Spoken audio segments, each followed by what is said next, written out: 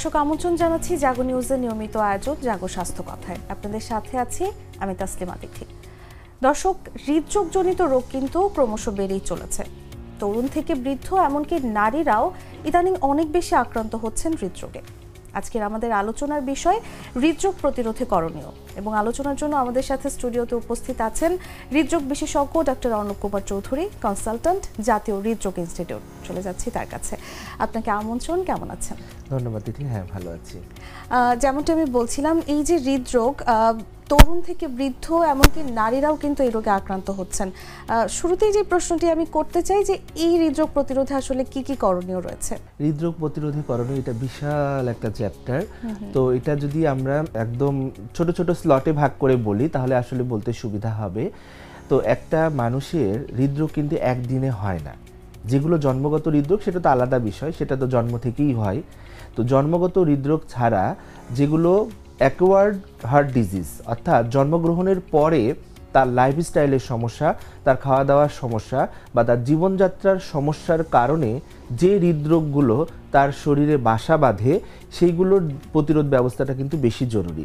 হৃদরোগ যাতে না হয় সেটা কিন্তু একজন মানুষের, যেটা জন্মগত হৃদরোগ, এগুলোরও কিন্তু কিছু প্রতিরোধ ব্যবস্থা আছে মায়ের জন্য।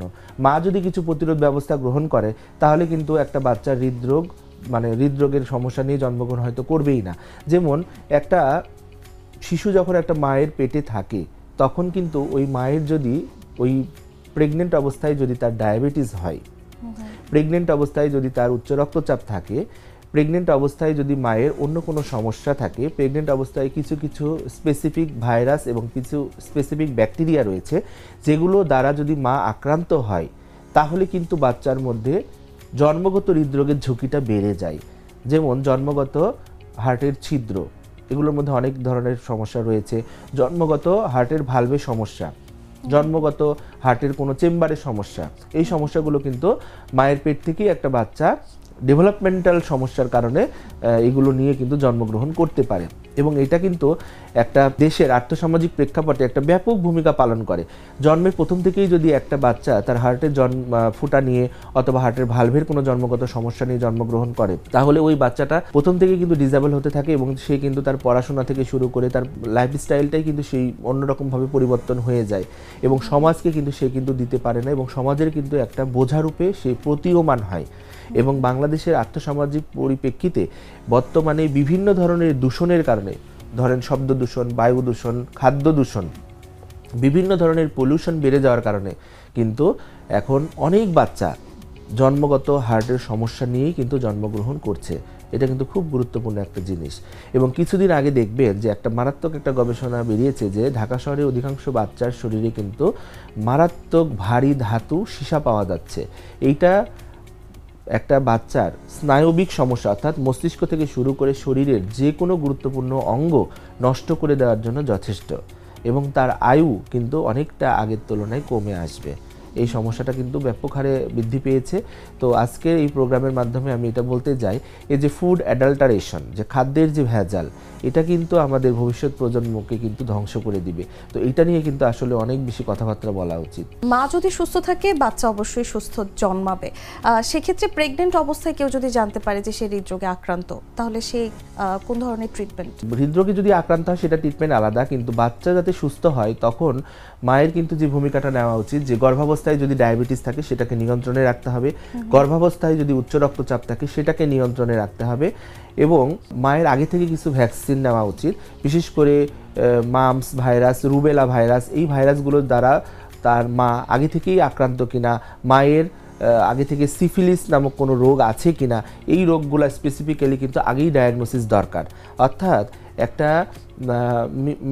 একটা দম্পতি যখন থেকেই বাচ্চা নেওয়ার পরিকল্পনা করবে তার আগে থেকেই কিন্তু এখন কিন্তু আলাদা একটা সাবজেক্ট আছে ফিটো ম্যাটার্নাল মেডিসিন। সেটা কিন্তু ওই স্পেশালাইজেশনের ডাক্তারদের কাছে গেলে আগে থেকেই কিন্তু সেই দম্পতিকে বলে দিবে তারা বাচ্চা নেওয়ার জন্য ফিট কিনা। অর্থাৎ আপনি কিন্তু এখন আগে থেকেই চেক আপ করতে পারেন যে আপনার যে একটা দম্পতি, তারা মা বাবা দুজনের উপরই কিন্তু প্রভাব ফেলে। যেমন বাবা যদি ক্রনিক ধূমপায়ী হয়, বাবা যদি মাদকাসক্ত হয়, তাহলে কিন্তু বাচ্চার কিন্তু জন্মগত ত্রুটি হওয়ার সম্ভাবনা অনেকাংশে বেড়ে যায়। তাহলে এটাও কিন্তু গুরুত্বপূর্ণ, শুধু মা কিন্তু না, বাবা মাদকাসক্ত কিনা, বাবা ধূমপায়ী কিনা, এটাও কিন্তু গুরুত্বপূর্ণ, এটাও কিন্তু একটা প্রভাব ফেলে। কারণ মা বাবার মিলনেই তো একটা বাচ্চা তৈরি হয়। তো যেহেতু বাবার অর্ধেকটা আসে একটা বাচ্চার মধ্যে, মায়ের অর্ধেক জিন আসে মা থেকে, তো বাবার জেনেটিক্যাল সমস্যা, বাবার যে প্রাথমিক লাইফস্টাইলে যে সমস্যা, এগুলোও কিন্তু বাচ্চার মধ্যে প্রভাব বিস্তার করে। অর্থাৎ বাবা যদি ধূমপায়ী হয়, মাদকাসক্ত হয়, সেই বাবার সন্তানেরও কিন্তু হৃদরোগে আক্রান্ত হওয়ার, জন্মগতভাবে হৃদরোগে আক্রান্ত হওয়ার সম্ভাবনা থেকেই যায়। অনেক সময় দেখি যে অনেক ব্যক্তিরই হৃদরোগের কোনো উপসর্গ তার শরীরে দেখা যাচ্ছে না, কিন্তু সে হঠাৎ করেই দেখা যাচ্ছে যে হার্ট অ্যাটাক বা কার্ডিয়াক অ্যারেস্টের শিকার হচ্ছে। এটি কেন হচ্ছে এবং এটি থেকে মুক্তি পাওয়ার উপায়গুলো কি কি? হার্ট অ্যাটাকের জন্য অনেক রিস্ক ফ্যাক্টর থাকে। হার্ট অ্যাটাক আসলে হঠাৎ করে হয় না, আর হঠাৎ করে হতেও পারে, সেটারও কিছু পার্সেন্টেজ আছে, কিন্তু সেটা খুব কম। হার্ট অ্যাটাকের জন্য প্রিভিয়াসলি কিছু রিস্ক ফ্যাক্টর থাকে, যেগুলো যেমন ধরুন ডায়াবেটিস, উচ্চ রক্তচাপ, রক্তে কোলেস্টেরলের পরিমাণ বেশি, থাইরয়েডের সমস্যা, কিডনির আগে থেকে সমস্যা, অথবা তার লাইফস্টাইলের সমস্যা, এগুলো বিভিন্ন সমস্যার কারণে কিন্তু হার্ট অ্যাটাক হতে পারে। তার প্রি এক্সিস্টিং যদি কোনো সমস্যা থাকে, সেই সমস্যাগুলো কিন্তু আমাদেরকে অ্যাড্রেস করা উচিত। এবং আপনি জানলে অবাক হবেন, আমরা কিছু কিছু রিস্ক ফ্যাক্টর সম্পর্কে হয়তো এখনও জানি না। যেমন একটা খুব গুরুত্বপূর্ণ রিস্ক ফ্যাক্টর হলো অবস্ট্রাকটিভ স্লিপ অ্যাপনিয়া, অর্থাৎ তার রাতে সাউন্ড স্লিপ না হওয়া। অর্থাৎ রাতের বেলা অনেকেই দেখবেন যে প্রচুর পরিমাণে নাক ডাকে, এই নাক ডাকার সমস্যা থেকেও কিন্তু তার হার্টের সমস্যা হতে পারে। হঠাৎ করে এটা কিন্তু একদিনে হয় না। নাক ডাকার সমস্যা কিন্তু অনেকেরই আছে, আমিও কিন্তু হয়তো নাক ডাকি, আমার ওয়াইফ আমাকে কমপ্লেন করেছে, হয়তো খুব বেশি পরিমাণে না, কিন্তু এই যে নাক ডাকার প্রবলেম, এই নাক ডাকার সমস্যাটা কেন হচ্ছে, এটা কিন্তু অ্যাড্রেস করা উচিত। এবং আমাদের নাক থেকে শুরু করে আমাদের ফুসফুস পর্যন্ত যেই রাস্তাটা দিয়ে বাতাস আমাদের ফুসফুসে প্রবেশ করে, এই রাস্তায় যদি কোনো প্রবলেম থাকে, কোনো অবস্ট্রাকশন থাকে, সেটার কারণে কিন্তু এই অবস্ট্রাকটিভ স্লিপ অ্যাপনিয়া হতে পারে। এই অবস্ট্রাকটিভ স্লিপ অ্যাপনিয়া থেকে পরবর্তীতে হার্টের রক্তনালীর সমস্যা, ইসকেমিক হার্ট ডিজিজ, হার্টের অনিয়ন্ত্রিত হৃদকম্পন, যেটাকে আমরা বলি অ্যারিথমিয়া, এখান থেকে অ্যাট্রিয়াল ফিব্রিলেশন ডেভেলপ করতে পারে, এখান থেকে ভবিষ্যতে তার স্ট্রোকও হতে পারে। অর্থাৎ এই যে কার্ডিওভাস্কুলার যে হেলথ, এটা কিন্তু অনেকটা কিন্তু ঘুমের উপর নির্ভর করে। সুতরাং এটা কিন্তু আমরা অনেক সময় অ্যাড্রেস করি না, আমরা কিন্তু বারবার শুধু প্রেশার, ডায়াবেটিস, রক্তের কোলেস্ট্রল, এই কথাগুলোই বলি, কিন্তু এই যে কিছু কিছু রিস্ক ফ্যাক্টর আছে যেগুলো কিন্তু আমরা এখন জানতে পারছি, এগুলোও কিন্তু খুব গুরুত্বপূর্ণ এবং এগুলোও কিন্তু অ্যাড্রেস করা উচিত। আরেকটি গুরুত্বপূর্ণ হলো মেন্টাল স্ট্রেসফুল কন্ডিশন। একটা মানুষ যদি ক্রনিক্যালি স্ট্রেসফুল কন্ডিশনে থাকে, তাহলে কিন্তু তার একটা স্বাভাবিক মানুষের যখন হার্ট অ্যাটাক হওয়ার কথা, তার কিন্তু অনেক বছর আগেই তার হার্ট অ্যাটাক হতে পারে। এই স্ট্রেসফুল কন্ডিশনের কারণে আমাদের শরীরে বিভিন্ন ধরনের স্ট্রেস হরমোনের পরিমাণ বেড়ে যায়, যেমন অ্যাড্রেনালিন, নরঅ্যাড্রেনালিন, ডোপামিন, কর্টিসল। এই হরমোনগুলো কিন্তু আমাদের শরীরে ডায়াবেটিস, উচ্চ রক্তচাপ, হার্টবিট, এগুলো সবই কিন্তু আস্তে আস্তে বাড়িয়ে দেয়। এগুলোও কিন্তু আমাদের শরীরে বিরূপ প্রতিক্রিয়া তৈরির মাধ্যমে আমাদের হার্ট অ্যাটাকের দিকে নিয়ে যেতে পারে। তো এই যে ছোট ছোট জিনিসগুলো, এইগুলো কিন্তু আমরা আগে থেকেই আমাদেরকে নিয়ন্ত্রণে রাখতে হবে, তা না হলে এই ছোট ছোট জিনিসগুলো মিলেই কিন্তু একটা বড় ঘটনা হয়। আর কার্ডিয়াক অ্যারেস্ট যেটা বললেন, এটা বিভিন্ন কারণে হতে পারে, এটা হঠাৎ করে যে কোনো মানুষেরই হতে পারে। তবে হার্ট অ্যাটাকের কারণেই কার্ডিয়াক অ্যারেস্ট বেশি হয়ে থাকে, কিন্তু হার্ট অ্যাটাক ব্যতীতও অন্য কোনো কারণে, যেমন আমাদের শরীরে খুব গুরুত্বপূর্ণ দুইটি ইলেকট্রোলাইট বা লবণ রয়েছে, একটি হলো সোডিয়াম এবং আরেকটি হলো পটাশিয়াম। বিশেষ করে এই পটাশিয়ামের ইমব্যালেন্সের কারণে কিন্তু কার্ডিয়াক অ্যারেস্ট হয়ে থাকে। তো এটা কিন্তু খুব গুরুত্বপূর্ণ, এটাকে আমরা একটা পরীক্ষার মাধ্যমে দেখে থাকি, সেটা হলো সেরাম ইলেকট্রোলাইট। এখানে যদি আমরা পটাশিয়ামের যদি কোনো তারতম্য দেখি, পটাশিয়াম কমে গেলেও হতে পারে, যেটাকে আমরা বলি হাইপোক্যালিমিয়া, আবার বেড়ে গেলে যেটাকে আমরা বলি হাইপারক্যালিমিয়া, এই সমস্যার কারণেও কিন্তু কার্ডিয়াক অ্যারেস্ট সাডেনলি হতে পারে। ঘুমের কথা আপনি বলছিলেন, এটার সাথে যেই বিষয়টি আসে খাদ্যাভ্যাস, খাদ্যাভ্যাসে কোন ধরনের পরিবর্তন আপনি সাজেস্ট করবেন? কোন খাবারগুলো খেতে হবে হৃদরোগ প্রতিরোধের জন্য, কোন খাবারগুলো খাওয়া যাবে না? এবং তার সাথে সাথে জানতে চাই, তেলের একটা ব্যাপার আছে, আমরা অনেকে রান্নার সময় সয়াবিন তেল ব্যবহার করি, আবার কেউ বা এই হার্টের রোগ থেকে বাঁচার জন্য সরিষার তেল বা অলিভ অয়েল ইউজ করে। তো কোন তেলটি আসলে হার্টকে ভালো রাখবে? খুব গুরুত্বপূর্ণ। খাবার দাবার নিয়ে অনেক অনেক অনেক কথা আছে, কিন্তু এত বেশি কথা বললে আসলে সাধারণ দর্শকরা মনে রাখতে পারে না। আমি খুবই সহজ করে বলবো, এই যে তেল নিয়ে যে একটা আমাদের দেশে কিন্তু মেইনলি আমরা ব্যবহার করি সয়াবিন তেল। আমরা কিন্তু সয়াবিন তেলটাই খাবো। সয়াবিন তেল এবং সরিষার তেল, এই দুটার মধ্যে যদি আপনি বলেন, বা রাইস ব্র্যান্ড অয়েল বা অলিভ অয়েল, সানফ্লাওয়ার অয়েল, হার্টের জন্য অবশ্যই সানফ্লাওয়ার অয়েল এবং অলিভ অয়েল ভালো। তুলনামূলক যেই তেল অন্যান্য তেলগুলোর কথা আপনি বললেন, যেমন সানফ্লাওয়ার অয়েল, অলিভ অয়েল, তিসির তেল, এগুলো কিন্তু হার্টের জন্য ভালো, যেগুলো সরাসরি দেখা যাচ্ছে যে কোনো বীজ থেকে তৈরি হয়। সয়াবিনটাও বীজ থেকে তৈরি হয়, কিন্তু সয়াবিনের মধ্যে অনেক কিছু মেশানো হয় পরবর্তীতে। তো এই যে সয়াবিনে যে জিনিসগুলো মেশানো হচ্ছে, বিশেষ করে ট্রান্স ফ্যাট, এই ট্রান্স ফ্যাটটাই আমাদের হার্টের জন্য বেশি খারাপ। একই তেলকে আপনি বারবার গরম করলে সেই তেলে কিন্তু ট্রান্স ফ্যাট তৈরি হয়। আজকে আপনি কোনো একটা জিনিস রান্না করলেন, এখন এই যে বেঁচে যাওয়া যে তেলটা থাকলো সেটা দিয়ে পরের দিন আপনি আবার ওই তেলটা গরম করে আবার রান্না করলেন, ওই তেলটা কিন্তু খারাপ হয়ে গেল। বিশেষ করে আমাদের দেশে রমজানের সময় বিভিন্ন হোটেলগুলোতে একই তেলে কিন্তু বারবার ব্যবহার করা হয়। রমজান মাসের প্রথম দিন থেকে শুরু করে দেখা যাচ্ছে শেষ দিন পর্যন্ত ওই একই তেলেই কিন্তু বিভিন্ন ধরনের ভাজা পোড়া, পেঁয়াজু অথবা বেগুনি এগুলো তৈরি করা। ওই যে একই তেল বারবার গরম করা হচ্ছে, ওই তেলের মধ্যে ট্রান্স ফ্যাট নামক এক ধরনের খারাপ ফ্যাট তৈরি হয়, যেটা আমাদের হার্টের জন্য অত্যন্ত ক্ষতিকর। আচ্ছা, অত্যন্ত ক্ষতিকর। আর সয়াবিন তেল এবং সরিষার তেলের মধ্যে বিভিন্ন ধরনের গবেষণা হয়েছে। সরিষার তেলে এক ধরনের অ্যাসিড থাকে, ইউরিক অ্যাসিড, যেটা আমাদের শরীরের জন্য ক্ষতিকর। এই জন্য আসলে সরিষার তেলকে অত সুপিরিয়র করা হয় নাই। আর সয়াবিন তেল মোটামুটি আপনি খেতে পারবেন, কিন্তু সেটা একটা লিমিটেশনের মধ্যে। সেটা বলা হয় একজন সুস্থ ব্যক্তি আমাদের যে টেবিল চামচ আছে, এই টেবিল চামচের 5 টেবিল চামচ যদি করা হয়, সেটাকে হচ্ছে যে 25 ml হবে। 25 ml পর্যন্ত তেল তার ডেইলি অ্যালো আমরা করতে পারবো। 5 5 25, অর্থাৎ তার যে সারাদিনের রান্না হবে, সারাদিনের রান্নায় কিন্তু এটা অ্যালাউ। অর্থাৎ 4 জনের ফ্যামিলি, মানে একজনের যদি পরিবার হয়ে থাকে, তাহলে 25 × 4, তার মানে 100 ml তেল আপনি প্রতিদিনের রান্নায় ব্যবহার করতে পারবেন। যে রান্নাই করুন না কেন, মাছ, মাংস, সবজি, ভাজি, ডাল, আপনাকে এটা বাজেট করতে হবে যে প্রতিদিন 4 জনের একটা ফ্যামিলিতে 100 ml তেল, তার মানে মাসে কত হচ্ছে, 30 দিয়ে গুণ করলে 3000 ml। 3000 ml মানে 3 লিটার, অর্থাৎ 4 জনের একটা ফ্যামিলির জন্য 3 লিটার তেল, এটা কিন্তু গ্রহণযোগ্য। তো এইভাবে সহজ করে না বললে আসলে পার্সনরা বুঝবে না। আমি যদি ওই হিসাবে বলতাম, অর্থাৎ খুব সহজভাবে আমি বলতে পারি যে আপনি যদি সয়াবিন তেলে রান্না করেন, তাহলে আপনার 4 জন সদস্যের একটা পরিবারে আপনি 3 লিটার তেল ব্যবহার করা স্বাস্থ্যোপযোগী। এর বেশি যদি ব্যবহার করেন তাহলে বুঝতে হবে সেটা শরীরের জন্য খারাপ। মানে সয়াবিন তেল ইউজ করলে 3 লিটার, মাসে 3 লিটার ইউজ করলে সেটি স্বাস্থ্যসম্মত এবং 4 জনের একটা ফ্যামিলিতে। আচ্ছা, এবং সাথে সাথে বলছিলেন যে বীজ থেকে যে তেলগুলো আসছে সেগুলো স্বাস্থ্যসম্মত। কিন্তু এগুলো অনেক দামি হওয়ার কারণে আমাদের দেশের সব মানুষ, এটা নিয়ে আমি যতই কথা বলি, আমরা সানফ্লাওয়ার অয়েল কয়জন ব্যবহার করি, আমরা অলিভ অয়েল কয়জন ব্যবহার করি, এটা কিন্তু আমাদের সামর্থ্যের বাইরে, এই জন্য আমরা কিন্তু এটা ওইভাবে ব্যবহার করতে পারবো না। কিন্তু এগুলো অবশ্যই কার্ডিয়াক ফ্রেন্ডলি অয়েল, যেমন বাদাম তেল, এটাও কিন্তু হার্ট ফ্রেন্ডলি। এগুলোর মধ্যে প্রচুর পরিমাণে HDL থাকে, যেটা হার্টের জন্য উপকারী ফ্যাট। হার্টের জন্য কিন্তু উপকারী ফ্যাটও আছে, সেই ফ্যাটগুলো খাওয়া কিন্তু উপকারী। এবার একটু শরীর চর্চা বা হাঁটার দিকে আসতে চাই।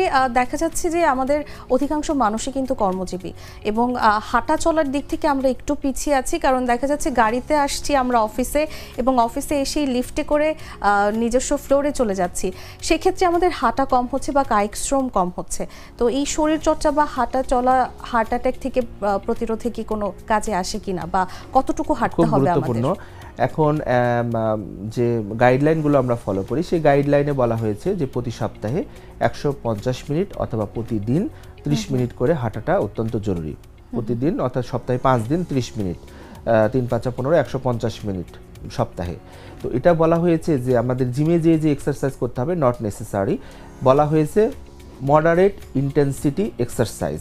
এগুলোর মধ্যে আসবে একটু জোরে হাঁটা, জগিং, সাইকেল চালানো, সাঁতার কাটা। এই এক্সারসাইজগুলো আমাদের হার্টের জন্য অত্যন্ত গুরুত্বপূর্ণ। এখন ঢাকা শহরের বাস্তবতায় তো আমি সাইকেল চালানো বা সাঁতার কাটার কথাটা সব রোগীকে বললে এটা হাস্যকর হবে। এখন গ্রামেও আপনি সাঁতার কাটার জন্য কোনো জায়গা খুঁজে পাবেন না, তাহলে আপনি কি করবেন? তাহলে হাঁটাটাই হলো আমাদের জন্য উত্তম এক্সারসাইজ। একটু জোরে হাঁটা অথবা জগিং করা। আপনার আশেপাশে যদি কোনো জায়গা থাকে তাহলে আপনি সেখানে হাঁটতে পারেন, কোনো মাঠ যদি থাকে সেখানে হাঁটতে পারেন, কিন্তু অধিকাংশ সময় এটাও আমাদের থাকে না। তাহলে আপনি কি করবেন? আপনি যে জায়গাতে আপনার কর্মস্থল, সেখানেই কিন্তু আপনার এই পরিবেশটা তৈরি করতে হবে। যেমন আপনি যদি একটা অফিসের কর্মজীবী হয়ে থাকেন, তাহলে আপনার অফিসটা যদি 5 তলা হয়ে থাকে, তাহলে আপনি হয়তো অফিসে ঢোকার সময় এবং নামার সময় আপনি কিন্তু লিফট ইউজ না করে সিঁড়িটা ব্যবহার করতে পারেন। এটা খুব গুরুত্বপূর্ণ। আপনার বাসায় পৌঁছানোর একটু আগে যদি কোনো মেন রাস্তা থাকে, সবার বাসা তো আর মেন রাস্তায় না, সবার বাসাটা হয়তো মেন রাস্তা থেকে একটু ভেতরে, আপনি মেন রাস্তায় নেমে যাবেন। এটা খুব গুরুত্বপূর্ণ। ওখানে নেমে গেলেন, আপনার ভাড়াও হয়তো একটু কম লাগলো, ওখান থেকে আপনার বাসার দূরত্ব যদি 5 মিনিট হয় 10 মিনিট হয়, অতটুকু রাস্তা আপনি হেঁটে যাবেন, তাহলে কিন্তু এখানে আপনার 10-15 মিনিট হাঁটা হয়ে গেল। এবং এটা যদি আপনি 2বার প্র্যাকটিস করেন, সকাল থেকে বাসায় নেমে আপনি মেন রাস্তায় এসে রিক্সাটা অথবা গাড়িটা নিলেন, আবার অফিস থেকে ফেরার পথে আপনি মেন রাস্তায় নেমে গেলেন, সেখান থেকে আপনার বাসার দূরত্বটুকু হেঁটে গেলেন, তাহলেই কিন্তু 30 মিনিট হয়ে গেল। খুব সহজ। এবং বাসায় আপনি সিঁড়িতে উঠলেন, অফিসে আপনি সিঁড়িতে উঠলেন, নামাটা তো কোনো কঠিন ব্যাপার না। আর আপনার অফিসটা যদি একটু স্পেশাস হয় বা একটু যদি দুপুরে যদি একটু ব্রেক থাকে, তাহলে কলিগদের সাথে একটু উঠে গিয়ে, যখন আধা ঘন্টা ব্রেক টাইম, তখন একটু উঠে গিয়ে তাদের সাথে একটু কথা বললেন, প্রাণ খুলে হাসলেন, গল্প করলেন। গল্প করলে হাসলেও কিন্তু হার্ট অনেক ভালো থাকে। আমাদের ব্রেন থেকে তখন বিভিন্ন ধরনের ভালো হরমোন নিঃসৃত হয়, যেটা আমাদের কার্ডিয়াক হেলথকে ইমপ্রুভ করে, আপনার মেন্টাল স্ট্রেস রিলিভ করে। এই জন্য মানে আমি তো হসপিটালে থাকি, হসপিটালে গিয়ে সবসময় যদি আমি পেশেন্ট দেখি এবং পেশেন্টদের সাথে দেখলেও মানে আপনার কর্মস্থলটাকে এমনভাবে আপনাকে আয়ত্ত করতে হবে যেটা আপনার সবসময় আপনার ভিতরে যাতে একটা পজিটিভ ভাইব দেয়। নেগেটিভ এনার্জিগুলোকে দূরে রাখতে হবে, নেগেটিভ চিন্তাগুলোকে দূরে রাখতে হবে এবং পজিটিভ এনার্জিগুলোকে নিতে হবে। সবসময় একটা কলিগের সঙ্গে আরেকজনের দুর্নাম বা আরেকজনের যে সমালোচনা, এগুলো না করে যদি আমরা পজিটিভিটি জিনিসগুলো নিয়ে আলোচনা করি, যে চলো আমরা এখানে একটু ঘুরতে যাব, আমরা এখানে আজকে এটা খেতে যাব, এই যে পজিটিভ দিকগুলো বা নিয়ে যদি আমরা আলোচনা করি, মানে আমরা যদি আমাদের মনটাকে সুস্থ রাখতে পারি, হ্যাপি রাখতে পারি, এটাও কিন্তু আমাদের মানে কার্ডিয়াক হেলথের উপরে একটা খুব গুরুত্বপূর্ণ ভূমিকা রাখে। এবং কথায় আছে কিন্তু যে হার্টকে ভালো রাখতে হলে অনেক বেশি হাসতে হবে। হ্যাঁ, অর্থাৎ আমি যদি মেন্টাল স্ট্রেসটাকে দূরে রাখি। আরেকটা গুরুত্বপূর্ণ কথা আমি এখানে বলতে চাই, খুবই গুরুত্বপূর্ণ, এটা রিলিজিয়াস দিক থেকেও খুব গুরুত্বপূর্ণ। যারা আমরা মুসলিম ধর্ম প্রাণ অবলম্বী, তারা যদি আমরা ভোরে উঠে নামাজ পড়ি এবং 5 ওয়াক্ত যদি নামাজ পড়ি, তাহলে কিন্তু আপনি মন থেকে অনেকটা স্ট্রেস রিলিফ হবেন যে আজকে আমি 5 ওয়াক্ত নামাজ পড়েছি, আমার আজকে কোনো নামাজ মিস যায়নি, বা আমি একটু সকালবেলা উঠে কোরআন শরীফ পড়েছি বা রাতে একটু কোরআন শরীফ পড়ে ঘুমিয়েছি, এটাও কিন্তু মেন্টাল পিস দেয়। অথবা মেডিটেশন, ধ্যান, অন্যান্য ধর্মের জন্য একটু মেডিটেশন, ধ্যান, সকালবেলা অথবা সন্ধ্যাবেলা যখন পরিবেশটা শীতল থাকে, ওই সময়ে যখন কোনো চারিপাশে কোলাহল থাকে না, ওই সময়টায় যদি বেশিক্ষণ না 15 মিনিট যদি আপনি একটু চুপচাপ একান্তে সময় কাটান আপনার স্মার্টফোন বা কোনো গেজেট ছাড়া, এটাও কিন্তু মনকে একটা প্রশান্তি দেয়। অর্থাৎ সকালে কাজের শুরুতে জাস্ট 15 মিনিট যদি আপনি একান্তে সময় কাটান, এটা আপনাকে কিন্তু একটা পজিটিভ ভাইব দেবে সারাদিনের কাজের জন্য। একদম। এবং আমার মনে হয় মানসিক অবসাদ বা যত হতাশা আছে সবকিছু দূর হয়ে যাবে। একদমই। আমরা অনুষ্ঠানের একেবারে শেষ পর্যায়ে চলে এসেছি। শেষ যে প্রশ্নটি থাকবে আমার, সামগ্রিকভাবে আমাদের জীবনযাত্রা বা তরুণদের জীবনযাত্রাকে আপনি কিভাবে পরামর্শ দিবেন যেন হৃদরোগ থেকে তারা দূরে থাকে বা হৃদরোগ না হয়, এবং সাথে সাথে যেটি জানতে চাই, বছরে কয়বার স্বাস্থ্য পরীক্ষা করা উচিত? খুব গুরুত্বপূর্ণ। আমি যদি প্রথম থেকে ডেইলি রুটিনের মতো করে যদি আমি শুরু করি, যে একজন মানুষের, সবাই যদি কর্মজীবী একজন মানুষ হয়ে থাকে বা যদি একজন স্টুডেন্টও হয়ে থাকে, তাহলে তো তার দিন মোটামুটি 8টা থেকে শুরু হয়ে যায়। তাহলে আপনার দিন যদি আপনাকে 8টা থেকে শুরু করতে হয়, সকাল 8টা, তাহলে আপনাকে তার 1 থেকে 1.5 ঘন্টা আগে আপনি ঘুম থেকে উঠবেন, 7টা অথবা 6:30টায় ঘুম থেকে উঠবেন, আপনি ওয়াশরুমে যাবেন, আপনি পরিষ্কার পরিচ্ছন্ন হবেন। এবং এই সময়টাও কিন্তু খুব গুরুত্বপূর্ণ। আপনি আপনার 5 থেকে 10 মিনিটের মধ্যে, আমরা কিন্তু একটা বড় টাইম ঘুমিয়ে থাকি, হয়তো 6 ঘন্টা 5 ঘন্টা। তো শরীরটাকে চাঙ্গা করার জন্য আপনি ওয়াশরুমে গিয়ে পরিষ্কার হলেন এবং এসে আপনার বিছানাটাকে যদি আপনি গুছিয়ে রাখেন, এখানেও কিন্তু একটু ফিজিক্যাল এক্সারসাইজ হয়ে গেল। এই যে আপনি আপনার বিছানাটাকে গুছিয়ে রাখলেন 2-3 মিনিট, 4 মিনিট, হাইয়েস্ট 5 মিনিটের মধ্যে, এখানেও কিন্তু আপনার একটু ফিজিক্যাল অ্যাক্টিভিটি বা ব্রেন হয়ে গেল এবং আপনার শরীরটা সচেতন হয়ে গেল এবং আপনি একটা কাজের জন্য আলাদা একটা এনার্জি বা ভাইব পেলেন এখান থেকেই। তারপরে আপনি নাস্তা করলেন, নাস্তাতে আপনি অবশ্যই কার্ডিয়াক ফ্রেন্ডলি খাবার রাখবেন। আপনাকে যে পরোটা অথবা তেল চর্বি জাতীয় খাবার খেয়েই যদি সকাল থেকে বেরোতে হবে তা কিন্তু না। আপনি সকালের খাবারে অবশ্যই ফ্রুটস রাখবেন। এখন কিন্তু ফ্রুটসের কথা বারবার বলা হচ্ছে এবং শুধুমাত্র একটা ডায়েটে না, আপনি যদি দিনে 3বার 4বার খান তাহলে প্রতিবারই কিন্তু ফ্রুটসের কথা বলা হয়েছে।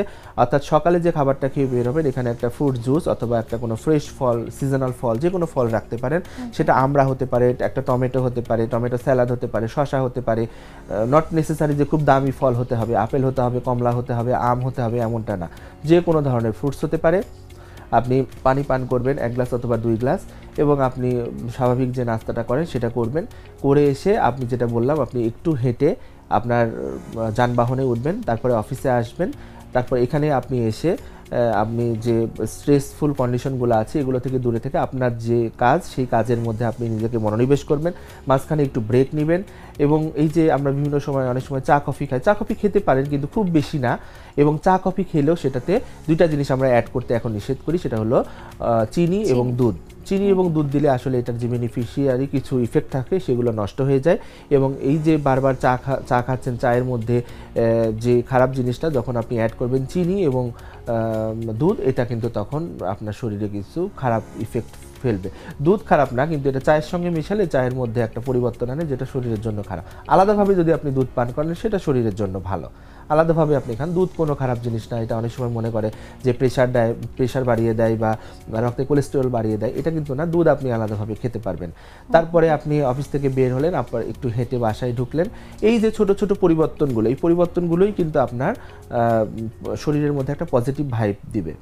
এবং এই যে যখন নামাজ পড়ার যে টাইমগুলো, এই সময় আপনি প্রপারলি নামাজগুলো পড়বেন, ধর্মীয় পথে থাকবেন, যে কোনো স্ট্রেসফুল কন্ডিশন থেকে নিজেকে বিরত রাখবেন এবং টাইম টু টাইম খাবেন। অফিসের খাবারটা দেখা যাচ্ছে অফিসের কাজের চাপে আপনি দেখা গেল বাসায় এসে খাচ্ছেন, এটা করবেন না। আমরা কিন্তু এখন 5 বেলা খাবারের কথা বলি। সকাল 8টায়, 11টা, 11:30টায় হালকা স্ন্যাক্স, দুপুরের খাবার 2টা থেকে 2:30টা, বিকালের নাস্তা 5টা থেকে 5:30 এবং রাতের খাবারটা একটু আগে খেয়ে ফেলবেন 8টা থেকে 8:30টার মধ্যে বা উইদিন 9টার মধ্যে। আমরা এখন 10টার পরে খাবার খেতে নিষেধ করি, কারণ 10টার পরে খাবার খেলে আপনার মেটাবলিজম না হয় ওই ভরা পেটেই যদি আপনি শুয়ে পড়েন, তাহলে এই ফ্যাটগুলো কিন্তু আপনার শরীরের বিভিন্ন জায়গায় জমা হয় এবং এই ফ্যাটগুলো কিন্তু পরবর্তীতে হার্টের সমস্যা তৈরি করে। তো এই যে ছোট ছোট পরিবর্তন খুব কিন্তু বেশি, আমি যদি অনেক তাত্ত্বিক কথা বলি এখন অনেক কথা বলতে পারবো, কিন্তু আমি আমার লাইফস্টাইলের এই যে ছোট ছোট জায়গাগুলোকে যদি পরিবর্তন করতে না পারি তাহলে আসলে কিন্তু কোনো লাভ হবে না। অনেক কথা বলেও কিন্তু কোনো লাভ হবে না। একদমই। আপনাকে অসংখ্য ধন্যবাদ। আপনার মাধ্যমে দর্শকরা হৃদরোগ থেকে প্রতিরোধের জন্য একটা পূর্ণাঙ্গ লাইফস্টাইল পেয়ে গিয়েছে। অসংখ্য ধন্যবাদ আমাদের সাথে যুক্ত হওয়ার জন্য। ধন্যবাদ আপনাকে। দর্শক, এতক্ষণ কথা বলছিলাম হৃদরোগ প্রতিরোধে করণীয় সম্পর্কে এবং আমাদের সাথে ছিলেন হৃদরোগ বিশেষজ্ঞ ডাক্তার অর্ণব কুমার চৌধুরী। পরবর্তী পর্বে আবারও নতুন কোনো দক্ষ বিশেষজ্ঞকে নিয়ে আপনাদের সামনে হাজির হব। ততদিন সবাই ভালো থাকবেন, সুস্থ থাকবেন এবং হার্টের যত্ন নেবেন। ধন্যবাদ।